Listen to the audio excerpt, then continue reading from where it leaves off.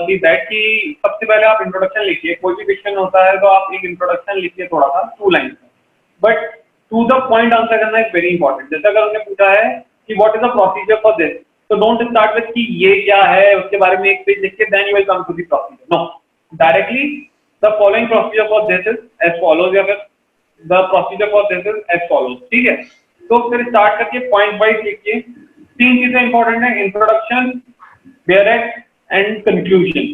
3 चीजें लिख देते हैं, सफिशिएंट। यही स्ट्रेटेजी होना चाहिए। मैं तो ये करता था कि सबसे पहले directly to the point answer देता था। मुझे लगता था कि मेरे पास टाइम है, जो मैंने टाइम फ्रेम हर क्वेश्चन के लिए डिवाइड कर रखा था।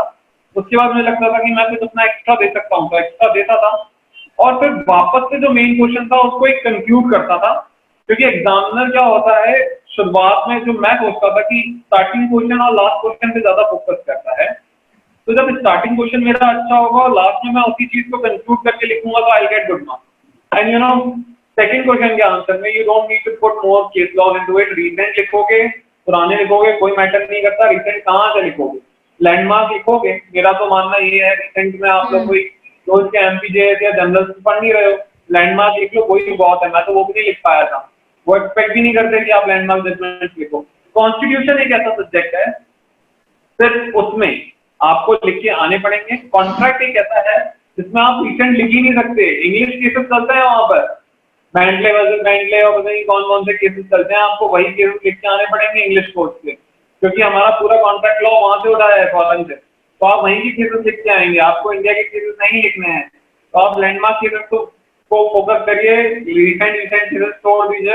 हाँ, एनआई के केस में कई बार वो एक बार रिसेंट केस पूछते हैं, अगर कोई मेजर अमेंडमेंट आया है या फिर जिससे कोई मेजर ट्रांसफॉर्मेशन आया है लॉ में। और कई बार क्या होता है, जैसे लैंडमार्क जजमेंट आते हैं, नवजोत सिंह जौहर वर्सेस यूनियन ऑफ इंडिया, या फिर अपने जो भी Vishakha versus union of India, state of Rajasthan, sorry. तो कुछ केसेस हैं जो आपको पता होना चाहिए, अगर इनके क्वेश्चन आ गया तो ये लिख के आना इंडिया के केसेस, ठीक है।